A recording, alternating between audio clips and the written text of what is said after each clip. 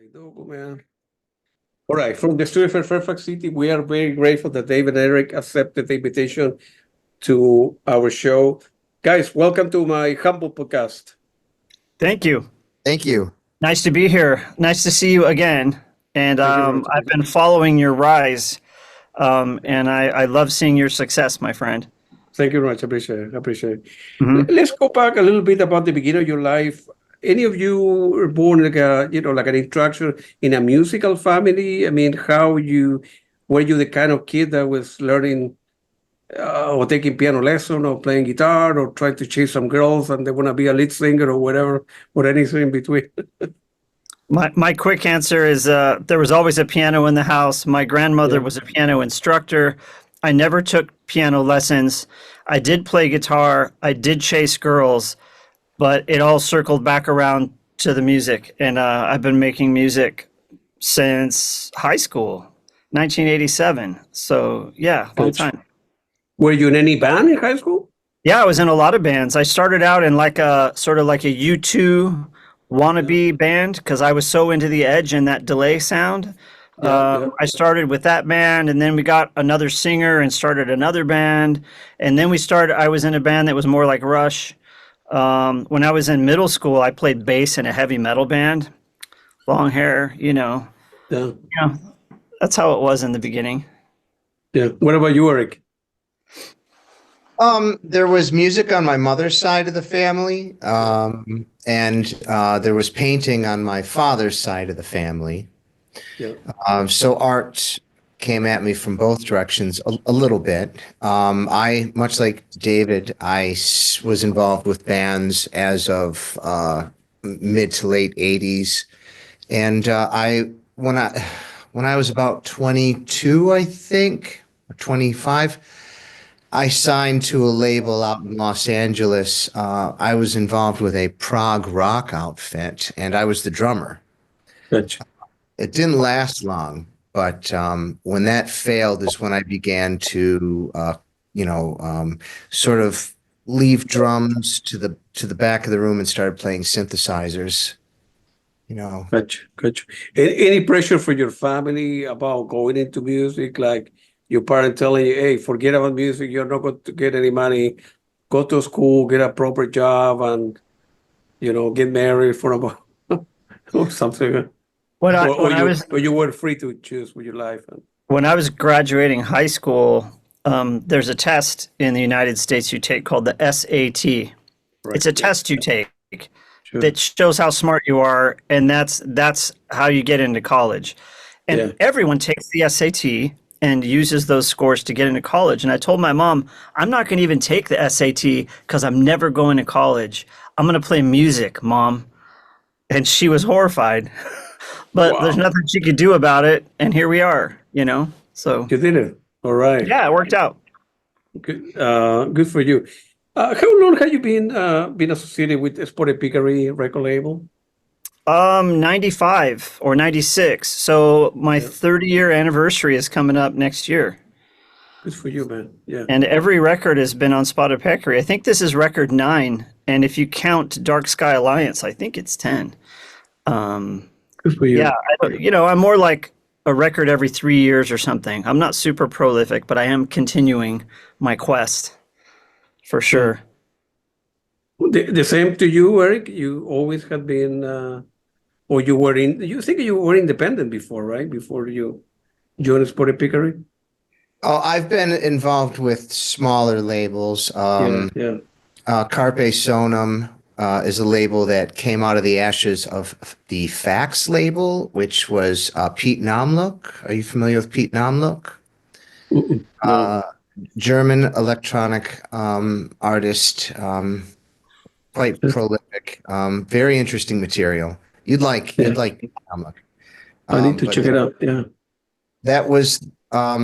Are you familiar with the Fragile Fate? A project I did. Okay. I do. Yeah. That record with Rupert Greeno from The Fix and Jerry Murata on drums, that came out on the Carpe Sonum label. Yep, gotcha. So the Precious Dark is the newest collaboration by ambient electronic artist David Helpling and Eric the Taylor. What was the main motivation for creating the Precious Dark to begin with? It started with Eric. I'll let Eric answer that because he is the reason the Precious Dark exists. So, Claudio, I was first and foremost a fan of David Helpling's. His music was introduced to me on Pandora when I was listening to the Brian Eno channel. His stuff would come up, and it was so exciting and such adventurous music that I had to reach out to him and see if he would be interested in doing maybe just a couple of musical ideas with me. I didn't foresee the Dark Sky Alliance project or the Precious Dark so much. I just thought maybe he would have time to do a couple of songs with me. And it did take a little finagling. I did. David Helpling's busy, so it wasn't an immediate connection for us. But I was persistent, and he was patient, and eventually I sent him some ideas that he connected with, some musical ideas, and it must have been ongoing for a couple of years that I hadn't really heard much from him. And then out of the blue, he reached out to me and said, "Hey man, I'm listening to what you sent me. I'm really enjoying it. And I think we can do something here." And it was first to have been the Precious Dark. But the Dark Sky Alliance project sort of jumped up in front of us and took hold. And the Precious Dark was shelved for a short period of time while we created the Dark Sky Alliance record. Oh, I see. How you guys managed to work effectively? Because you, David, you are in San Diego, I think, right? And Eric Yes. is in New York. Well, now with the internet, right, you can send file back and forth and make a change in between minute 3 and minute 3:30 or whatever, and I will plug my guitar and back up. But it isn't the same as being in the same room, right? So Well, this record wasn't made like that so much. It was Eric had all these ideas, and Eric had all these pieces that he had started, very simple but very alluring pieces of music, using his amazing vintage synthesizers, which I loved. But he sent those to me as files. I listened to them, and then I talked to Eric and I said, "Hey, do you have any requirements or desires for where I take these ideas?" I don't remember exactly what he said, but I think he was just like, "Do whatever you want, and I took that seriously. So I then explored each piece and just had fun with it, and I followed the mood I was in and the things I was searching for at that time, because as a human being, my desires and my tastes change. It's seasonal, and I had just finished a big giant record called In. It was a double album, and it took a long time to make, and it was exhausting, and the music itself was very complex. I'm super proud of that record, but coming out of that, the Precious Dark was my next project that I took on to work on, and I wanted to create something simple, dark, beautiful, poetic, not overproduced, not drums. I wanted to explore space a little more, and I think Eric already sort of lives in that world where Eric is an artist and he makes art, where I typically make songs and albums, and I look for dynamics, and progression, stuff like that. So he gave me the files, I did my thing, and then once I had the song in a kind of shape where I could share it with him, I would send it back to him, or I sent little movies with my phone showing short parts of it, and I was like, "What do you think?" And I don't know if you can hear my cat, maybe. Anyway, so he started it, I did a lot of work, and then we talked about it a lot. And then Eric flew out to San Diego and we put the finishing touches. Here, we spent some really quality time here in the studio where a couple of the songs really turned a corner and turned into something completely different. So it wasn't like we were going back and forth all the time. It was him, me, and then us together, and then we finished the record. And then you say that to Sporty Pickery, and it was mastered there, and then PB Tone put the graphic and all the beautiful things he does. Correct. Yeah, I had to submit the release to the label to see what they thought about the music and about the concept. Yeah. And Howard Givens at Spotted Peccary loved it, loved the record, and they signed us immediately, and it was wonderful. And we moved forward pretty quickly. Like Eric mentioned, the Dark Sky Alliance thing happened, so we paused working on the Precious Dark, or releasing the Precious Dark, focused on Dark Sky Alliance, and now we're back with this record. But it did come first. Give me 1 minute. Somebody knocking at my door. Hold on, please. Give me 1 minute. Let me pause it. All right. Thank you very much. So it used to be like back in the day, a record label will give you a stipend, and then you can, take 3 months to do whatever the new record we were planning on making. It's not the case anymore, right? So I know that in the music business, it's very difficult to make a living, right? And how you guys manage to, take 3 months off to get together and put some music? I'm quite sure you do another project, or you're teaching, or you're mastering, or helping other people to make a living as well, right? I think for me, I don't think of it as the music business. Right. People don't generally pay for music anymore. So I think if you're not performing and going on tour, or you're not a platinum selling artist, there isn't a lot of business. I make music because I'm compelled to make music. I make music full time. I don't really have a day job that I'm focusing on. I've moved into a phase of my life where I can afford to just make records and work on music. And it does support me financially, but it's not like what it was, obviously, back in the day. So it's not like I have to take time off of something to work on music. It's a matter of I need to spend 6 months with Eric working on our music together and make that my primary focus, because I have all these other projects that I have either started, or I have ideas to start, or I've promised someone that I would work on with them. So it's a matter of allocating time, which is a challenge. I wish I had more time. I could release more records, but nothing matters except for the result, the final music, the record. That's what I live for, is that experience that we get to gift to the listeners out there. Yeah. What about you, Eric? You have like another part-time job, you do stuff, or full-time into music? Well, I'm recently full-time into music. I had been working for a friend of mine who opened up a law firm, a very good friend of mine. But we've just recently parted ways with that, and I'm currently in between any sort of work, and it's not as distressing as I would have thought it to have been.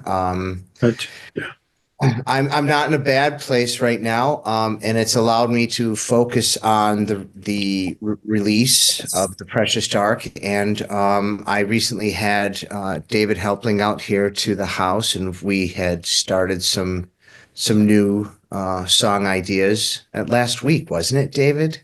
Yeah, my first time ever visiting upstate New York. And Eric and we spent a lot of time on the phone talking to each other, especially towards the end of the process, once a lot of the songs were formed and we were discussing how they made us feel and what they might be about.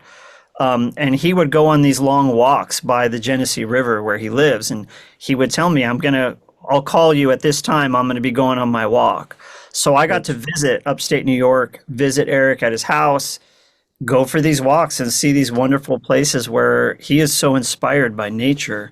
And being in San Diego, to go to New York where there is water and giant trees and everything is green, to me is just magical. We have the desert meets the ocean for the most part. Sure. And then we got to spend time in his studio, and I got to put my hands on his instruments and listen to some of his new ideas, and we got to just share together. And I think we wrote a song every day I was there, a significant piece of music that I know is going to be something beautiful. And that doesn't happen when I just hang out with people. But Eric and I, turns out we are different enough that when we get together, the magic happens. And we're also similar enough that we don't hate each other. So, I had a great time. And if he'll have me back, I think I'm just going to escape from San Diego again and go hang out in his studio, because I had a blast. I was sorry to see him leave, Claudio. We were really getting on with some new pieces of music, and I took him down to the Genesee River, and we walked these old Indian hunting trails, and we went back to my house, and we wrote a piece called "The Forest's Gift." And it's absolutely beautiful. It was really wonderful to watch David work. And it was really wonderful to see him take in upstate New York and to create music from this inspiration, So it was really a lot of fun. And I've said this before, but David and I have come to be close friends, and it's really been a great experience writing music with him. Good for you, man. The album is great. I want to bring it to your attention a couple of tracks that I was, in many ways mystified by it. The first one is the opening track, "The Space Between Atoms." It's like because I'm not a musician, the best way I can describe it is like and I think I mentioned that to you, Eric. It's like chocolate cake with a lot of layers. See, I on purpose, I listen to 30 seconds, stop, listen to the next 30 seconds, stop, and so on and so forth. So I don't listen, the way I perceive music is that I don't listen the music for another, let's say a track is 5 minutes, just to say something. I listen in incremental stages, right? And then toward the end, I listen to the 5-minute song in my example, right?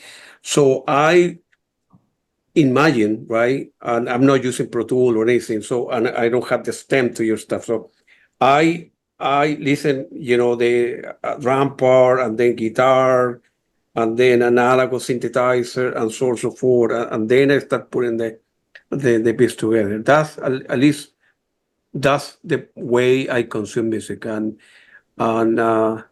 that piece is great, and the album is great.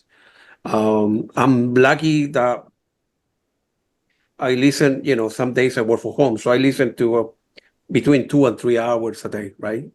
So I listen to a lot of music, and I buy a lot of music.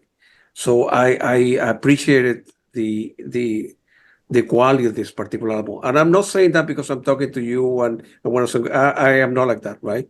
I am not like that. And the album is great. And I say at the beginning that because Jean-Michel Jarre, Vangelis, and then Popol Vuh had made a big impact on my life. One of the first records I bought was electronic music, right? So when I was 16, probably I bought a record from Tangerine Dream when I was living in South America, in Chile. And I say, who are these people? How they can put this music together? Of course, never seen a keyboard that time, or so it's the album is great. Feel free to elaborate on how you guys put that piece together, and so on. What memories do you have? Well, it's interesting for you to say that you listen in chunks, because that's not how we intend the music to be listened to. Yeah. Claudio, you're supposed to listen from the beginning and listen to the whole thing, So for you to say that is very interesting. But I know that you are listening not like most people listen, and you're hearing all of the separate layers of exactly this right. that you're talking about. So you're also listening more like a producer, a recording artist. And I find that really interesting. But you have such a vast library of music that you listen to for pleasure, and you have such a Yeah. passion for electronic music, ambient music, progressive music.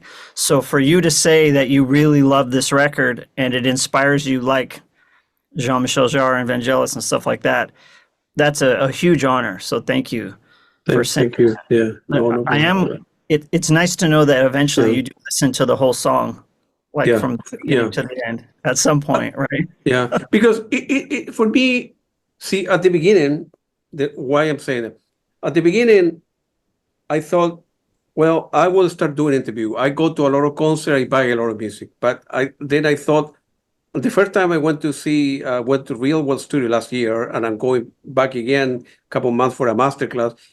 Now I need to understand how a great record is made. Why is Steely Dan a great record? No, somebody would say they sound great. No, no, no. But what exactly? Why they are great record? You ask anybody walking down the street, I would say that particular album from Fleetwood Mac, Rumors, is great, right? And why make it great? So I go into, I need to go into the analysis of what make a great record, right? And Hmm. your record is great record, right? That's what I'm saying. And Thank you. Thank you. and I of course I go into chunks and then I put everything together and I listen to I albums. love that. Right? It's very refreshing way to Yeah, listen to music, I suppose. But this first song, "The Space Between Atoms," I yeah, tried really hard to keep the music simple. I tried to have as yeah, few layers as possible, but yeah, I also have a propensity to create drama and movement and big sounds. I like big low bass sounds, and I like little percussive bell tones, and I mm, like playing guitar with the panning delays, and all that stuff comes out. And pretty soon, my quest to create a simple track can turn into a multi-layered thing. And I yeah, think that's what happened with this track. And one thing I told Eric early on, we had the title, "The Precious Dark," before we started any of the music. And a lot of the ideas that Eric brought to me had been conceived prior, maybe a year or two prior, just ideas he had saved for us to work on together. yeah, Um, and he he would send me these things, and I said, I'm just going to do whatever, and I'm not necessarily going to make them songs, and I'm not going to necessarily try to keep them short or long. I'm going to throw away I'm going to try to turn my brain off and just let the music walk down the path. And it turns out we have 7 pieces of music on this album, and they're all about 10 minutes long. And yeah, most of them have 3 to 4 movements, like a symphony. And that's just the music went somewhere, and we chose to turn a corner and then go somewhere else. And I wasn't worried about traditional arrangement and trying to make it short. I'm just like, whatever. I'm going to make music that I love, that's fun, that I think is a great journey. And that's what happened with all of these tracks and this track. You know, "The Space Between Atoms" has very distinct sections, and it gets so that's right. quiet in the middle it almost goes away. That's right. And that was an accident, and I sent it to Eric, and he goes, "I love that. Keep that." So it's his Yeah, fault, yeah. right? The other, go ahead, go ahead. No, no, I said right. I was like, it's Eric's fault. Yeah. That's right. That's right. I really enjoyed the dynamics that David brings to his music, and it's one of the things that first attracted me to him, to his musicality, was the dynamic range. You don't hear composers exploring that sort of dynamic range much anymore. It's almost. I used to say that he's adventurous, but I'm starting to feel that, like, musically, sonically, David Helpling is dangerous. Ooh, Wow. Well, sounds like fun. yeah. But that's the way it should be, right? You're not He is. David, based on your statement, Eric, David need to do what he need to do as explorer, right? You are creating art, right? So, when you are sitting in front of the synthesizer or piano, whatever, you don't have a conceived idea about what you want to do. You started at what Eric sent you, and then you start putting your all your pieces together, and then you went back and forth, and then you put your magic, right? It's, It's the same process when I was out at Eric's house in New York last week. Is I just put my hands on the instrument like that's Eric, right. Yeah. and whether it's the Prophet 5 legendary synthesizer that Eric has, or Yeah.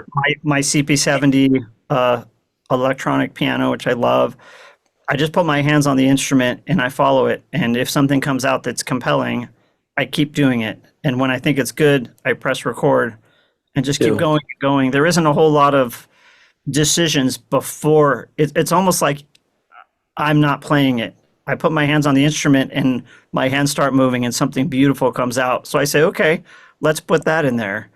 And then when that part has finished, it pulls me to the next part. And sometimes the next part is more dramatic and louder and more percussive, or it's quieter and more intimate and more mysterious. Gotcha. I just go with the flow until there's a piece of music that feels like it's finished, Yeah. Are you guys always recording the music, whether you end up using it for the record or you keep it in a hard drive so you can revisit a piece that, hey, maybe that didn't fit the record, but it's good to me. I will keep it there and eventually I will revisit that piece to see if I can do something about it, or? Yes. Anytime I'm sitting in my studio and I'm beginning to just noodle around and start to feel out some ideas, I'm recording.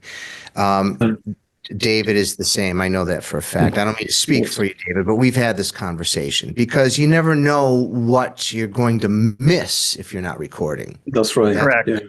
That's the thing. Always record. But there is a certain amount of tweaking. This record was a lot about not acoustic instruments, but real instruments. I'm playing a piano with strings on it, with pickups going through a lot of different guitar pedals, my Eventide rack stuff. Same with the guitars. A real instrument made of wood and strings, and I spend time making a sound that I think is amazing. And in the process of putting a different signal chain of effects processors together, or trying to get a certain tone from a guitar, in that process, some riffs will happen that I feel are compelling enough to go over and press record. So it's not like I'm always recording, but if something comes out that might even be remotely interesting, I record it. Because when it's recording, like Eric said, you might miss things.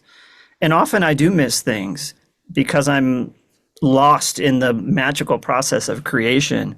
And when I'm in a creative process, I'm not up here, I'm down here, and I have to be the engineer. So sometimes the engineer's on vacation and the artist is just making music. So if I'm not recording, who knows what you're going to miss. That's so right. Eric is right. Yeah. Right. Good for you. The other track that it's a different type of music, but I really like is I think if I pronounce it correctly, Cavernous Heart. Cavernous Heart. Yes. Correct. Yeah. Cavernous Heart. That's another great piece of music, man. The same question: how you guys put together? If you can recall, what was the process of making that together? Eric started that track, and a lot of these tracks, all of these tracks came to me with titles. And a lot of those titles got changed because the music changed so much. That's right. When I did my thing with it. But Cavernous Heart is one of those songs that is Eric's original title. And I didn't know the story of the piece of music until we started doing interviews for this record a couple weeks ago, which is kind of funny. But Eric, Cavernous Heart, tell us what that's about, and what was the instrument? What was the first instrument that you put in there? Do you remember? Because you sent me many layers of things. I would say most, if not all, of these tracks began with the sequential circuits Prophet 5. It's my go-to synthesizer because it's Well, it's just such a satisfying instrument to play, and it's never going to offer you the same sonic territory twice. So I always like to fire up the Prophet 5 and sit down and start to write. And the title came to me based on the feeling that the music was starting to give me, and it's a bit of a melancholy piece. You know, this is the Precious Dark, the record, and it was really me coming to grips. You know, it's funny how when as an artist, one of the things you come to face is yourself, and the only audience member in which you need to really be focused on and worried about is yourself. And that may come across as a bit of a selfish statement, but if I start to resonate with what I'm doing, then there is a pretty good chance that the listener may resonate with that music as well. And this particular piece, again, is a little bit on the sad side of things, but it's a musical truth, Claudio. And it's the idea that at some point in our lives, we are faced with some serious heartache. And how does that feel for us, Claudio? Well, for me, it's almost as if my heart has been gutted. It is then cavernous, for it is empty. It is without substance, and I am left feeling empty. And there's nothing wrong with having to experience these sensations. It's part of the human condition. And if I can interpret that musically, and if you can resonate with what it's like to feel loss, then the music is a success story. Amen. I completely agree with you. As a human being, right? Although I'm a computer scientist, I play with computer and connect to the machine, once a all the time. In many ways inside me, I'm like a psychologist. So as human being, right, we need, I don't know, maybe some people will not like what I want to say, but we need to be selfish. We do the stuff for ourselves, right? We all go divorces and failure, and the kids are not applying to school, or politics, or this, or Ukraine, Russia, blah, blah, blah, killing one another.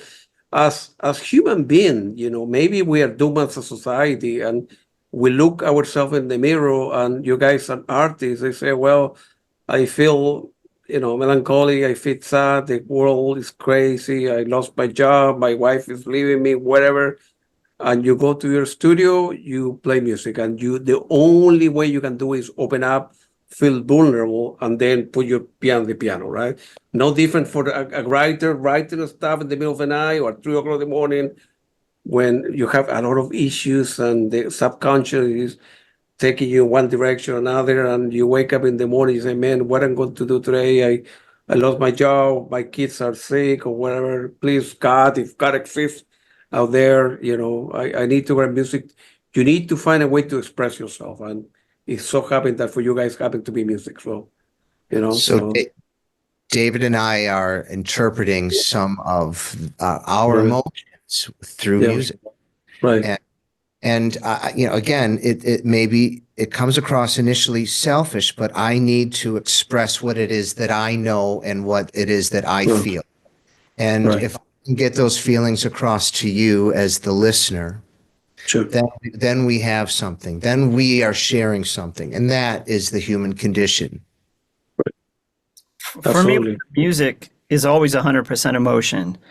It's emotional, and I am not interested in music that I don't immediately get emotionally invested in. It's one of the reasons I don't particularly like progressive music. I like music that is emotional. Like, I love Enya. I'll say it proudly. Her music is so emotional and so beautiful. And I like music that takes me places, but at the same time, the act of creating music, writing music, is a creative process, and creation comes from the heart. You can think about ideas all day long and make it a cerebral process. And you can hear when music was felt when it was recorded versus music that was contrived.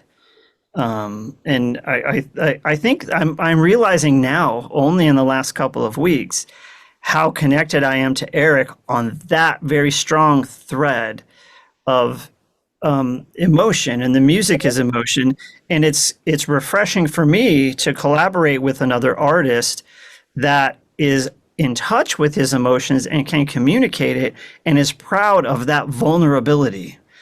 Because not everyone, especially artists and musicians, not everyone is comfortable being openly vulnerable with their own insecurities or feelings of loss or emptiness or whatever, or also comfortable celebrating and rejoicing in musically. That's the other emotion, is creating something beautiful because you're happy to be alive. You know, those are two things that not a lot of people will express freely. So to connect with Eric on an emotional level, even without him telling me, he gives me the title Cavernous Heart, and he sends me very simple ideas on the Prophet 5, very underdeveloped, but the emotion is there. And I could feel the story, and the piano parts that I added, and the orchestral, the big part at the end, all that stuff came from feeling Eric's vibe when he laid down those parts. And I think that maybe more so than the wonderful sounds and the technical perfection of the music we recorded, I think that's why people like it, is because they connect to the emotion that we connect with each other. And that's why we're here, is to share this, share ourselves. And Eric and I share ourselves through our music. These are musical truths. Yeah, absolutely. I completely agree. It's so important to feel vulnerable as human being, right? But it's very difficult for a lot of people to get there. All of us are afraid of, man, I really feeling down for this or that, and you drink a beer or you evade your problem, but eventually they catch up with you and you start crying or whatever it happened to be, and they maybe do you 11 or 12 at night, man, I want to go to the piano now because I have no choice. I'm a musician. I need to do the stuff. Mm-hmm. It isn't that you wake up in the morning and, man, today I want to write a masterpiece. It doesn't work that way. It doesn't work that way. And it's way that people are willing, to do that kind of stuff. I saw several videos on YouTube, and they are excellent. Many of them, of course, are perfect fit for that particular track. Who ended up creating this video? You do, or you hire somebody else to do them? I'm so busy and exhausted from making the record that I don't make videos. I'm not a filmmaker. That would be a great other career, and I would enjoy that, but there's just not enough time. So the first music video was for the first single, which is the title track, The Precious Dark, and that video was created by Daniel Pipitone, who is the creative director at SPS, Spotted Peccary Music. He was very much inspired by the song itself, but also by the photographer that we brought into this record, that his macro photography and how that was used not only on the cover, but in all of the album art. He actually used some of his macro photography motion video incorporated into that video. So yeah, the first one was created by Daniel, and it's born from the album cover image and how the song made him feel. And the second music video was for the second single, which is The Space Between Atoms. And that was created by my friend Forrest Rain, who asked me for the stems. He said, I have an idea. I want to do something that looks like you could see all the layers of the music moving in perfect synchronicity, but I need you to send me all the stems because I want to have just this synthesizer part, just the high bell parts, just the bass, just the drums. And so he has all these things moving, and you could see the layers of the music moving. And so he's a very innovative, creative filmmaker. And yeah, so those are the two videos we've had so far. I had requests yesterday and today by several different listeners send me messages saying, when are you going to make a music video for Cavernous Heart? So I guess this week is all about the Cavernous Heart, because everyone is is into that. But you know, I don't have a budget to make a video for that unless Eric does. But I Yeah. really appreciate people loving the music so much Sure, that they're like, give us a video for this, you know? sure, absolutely. Yeah. Now, you mentioned before, well, it's obvious. Nowadays, fewer and fewer people all over the world are buying music and buying physical stuff, uh, and then of course on Spotify you need to have like a million hits to get a $10 for a cup of coffee, which is a ripoff, right? So in Bandcamp, right, or when people buy your physical million via Spotify, you guys do okay on Bandcamp. I mean, decent for people that don't know all over the world, right? Bandcamp only take like 10%, right? 90% I think goes to the artist, and then every so often on a Fridays they do everything for the artist, which Yeah, is which is nice, right? I don't sell my music to people. Okay. I have a Bandcamp page. I haven't updated Yeah. it in forever. I don't I don't really sell my stuff. All of my records are all the sales is handled by the record label. And I the got reason I'm yeah. signed to a record label is so I can be in here making music, not Right. running a storefront and trying to promote myself all the time. So when people purchase the CD from Spotted Peccary from their website, or they pay for a download at the website, or they order the CD or buy the downloads on Bandcamp, all of that goes to the record label. And the Oh, I see. record label gives us our half. And that is the best way to support us. If you want to support us to make Right. more records, even if you don't listen to the CD, just buy it because you get the download included and hold it in your hand and you can read the liner notes. But yeah, Yeah. we do okay. Yeah. We do okay, and yeah, that's how it works these days. Yeah, So good. Spotted Peccary Music is very fair to their family of artists, I must tell you. Right off the they're in it for the right reasons as well. They're in it for the music. So they do take care of us quite well. I mean, in a time when nobody's getting paid for music, we are seeing some residuals from what we're doing, which is Yeah. lovely. And when we receive these residuals, we are offered like a breakdown as to, how and why we're receiving these payments. And it was what is it? Sirius XM that is licensing and paying quite well for spinning our tunes. So shout out to Sirius XM for in a time when nobody's paying for music. I appreciate what Sirius XM has done for us. Yeah, they're really supportive. Very And- supportive. And they have a great medium where people are driving down the road listening to their favorite channel, and our music comes on because they're listening to Brian Eno or whatever, And so I think more importantly than them being fair in supporting the artists is they're letting people discover our music. So we're getting new listeners and finding those hungry ears, and that's priceless. So yeah, Sirius is great in that regard. That was actually my next question. How you go about publishing rights, and if somebody, I don't know, a company that's creating an advertising for radio or TV or whatever, and how they go into the process of finding great music. Music go to like a library where movie director or different companies can access that. Well, this is a cosmetic company just to make L'Oreal just to make something up, and then we're looking for this kind of melody and melancholic music to promote our new whatever it is, right? It does happen, yeah. and the record label handles all that once again. Yeah. And it's funny, there was a company in Italy, I think it was, that had a new fragrance, like a perfume, and they wanted to use one of my tracks. But they don't message David Helpling and say, "Hey, can I use your track? Can we use your track on this new campaign, this thing?" Yeah.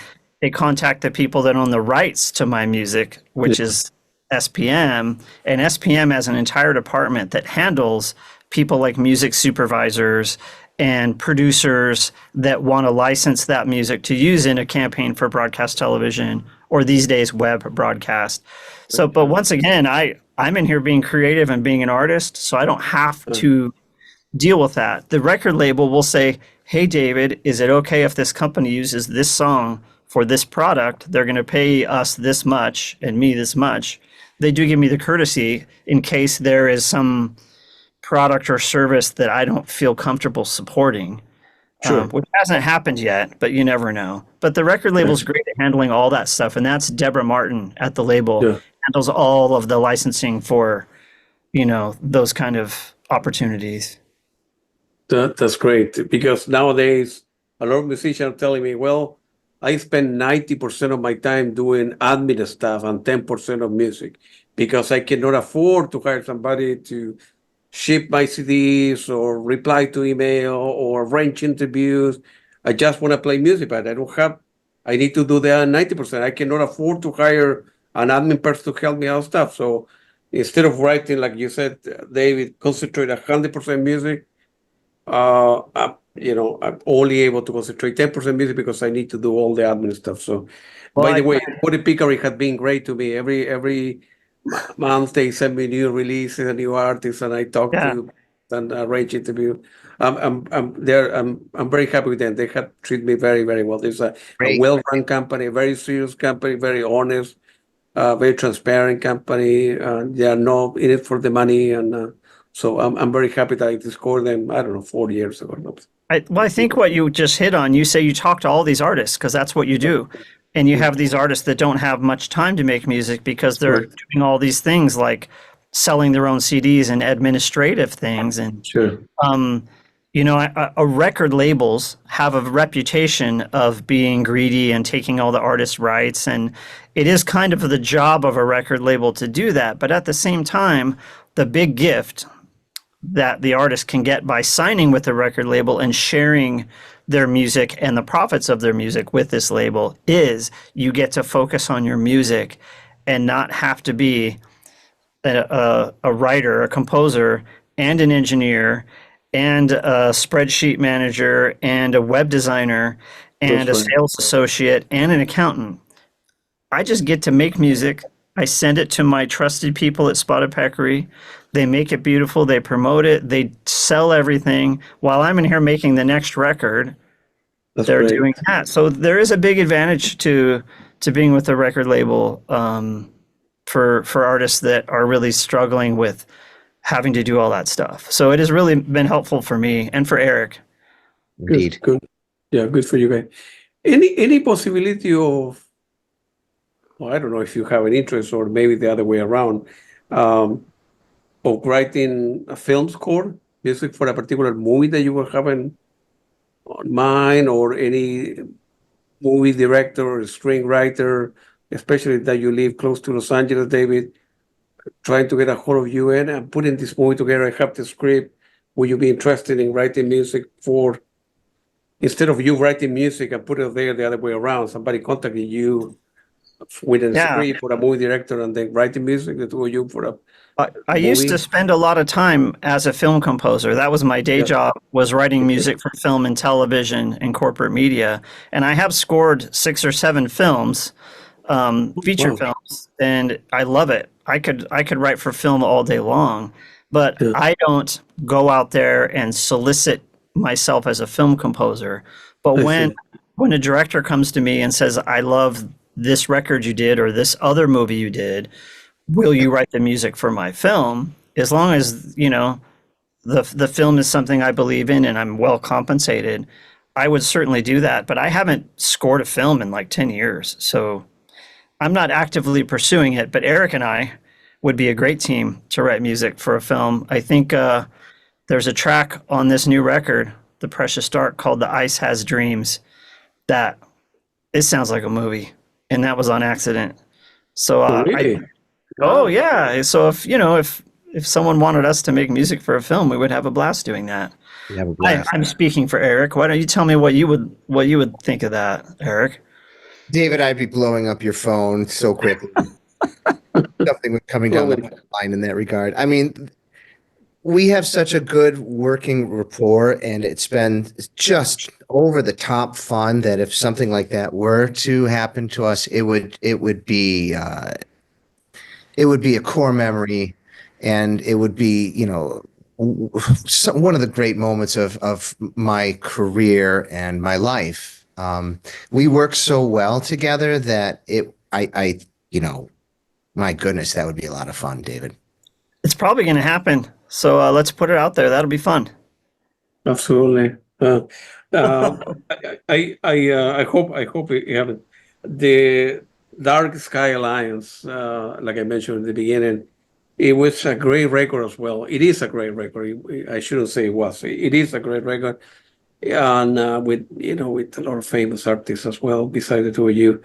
And any possibility of tour or do a little bit of a tour with that particular music, or at least this music, then or it's very difficult to tour with that your type of music. Yeah, that's the thing, Claudio, is that it would be very difficult to take that kind of adventurous music on the road and gather an audience town to town to town to town and break even or make a little something. I'm concerned that it would be a bit of a financial loss, quite possibly at this time. But things are changing. Was it Trent Reznor just announced where he's putting together an interesting musical tour, David, that I think you're attending? It's kind of a festival of electronic music, but mostly music for film. Kyle and Michael, who did all the music for Stranger Things, they're performing. Danny Elfman is performing. John Carpenter is performing. Trent Reznor is performing. So it's like a film electronic. It's called Future Ruins, I think. Yeah, I mean, and that's a one-off like festival kind of thing. And what Eric said is true. I am not personally interested in performing my music or our music live. But if I was given the opportunity to reproduce it in a way that sounds kind of like the record and has a lot of integrity, I would jump on it. I would love to do that. But even for The Precious Dark, which for me is a fairly simple record, we would need about 7 or 8 musicians to reproduce the music. And I don't like the idea of going to a concert and playing a bunch of backing tracks and miming my parts is ridiculous. I'd rather just play the CD and sit in the audience with them, If I'm going to perform my music or our music live, we're going to rock it, and it's going to be huge. And it's like the Hans Zimmer live concerts are amazing. I watched him in my friend's home theater, and they're so incredible, but he has a massive budget and a massive orchestra, and you get to perform all the parts. None of it is backing tracks. It's all happening live. I would love to be part of that if there was the support to make it happen, even if it was a 4 or 5 person ensemble that was really dedicated, and a really good sound guy and someone to book all the shows. I think it would be great, but it would require months of rehearsal time and a lot of people that can show up and take direction and be nice all day. So if you can make that happen, I would go on tour in a heartbeat. Yeah. You mentioned Hans Zimmer, of course. He's on another level. Of course, he got the financial means to do it. Financial backing. Yeah. I've been pretty lucky that I know his music well, and I have interviewed several people that play with him. So I'm like Tina and Pedro and Lisa Gerard and so on. So Tina's played with everybody. She's done stuff with Bear McCreary and just everybody. She's outrageous, amazing cellist. Yeah. Some people, and Rusanda Pamphili as well, and I got to know them, and then one person put me in touch with the next person, and the other person put me in touch. Of course, I have interviewed a lot of them. I have not interviewed Hans Zimmer yet, but one day I will be able to talk. I think it's coming soon. Coming. It's going to happen. Yeah, thank you very much. So we talk about right. So it's like I mentioned at the beginning. It's difficult to tour because, like you said, you will need 6 people. How you pick 6 people? We want to play for one gig only.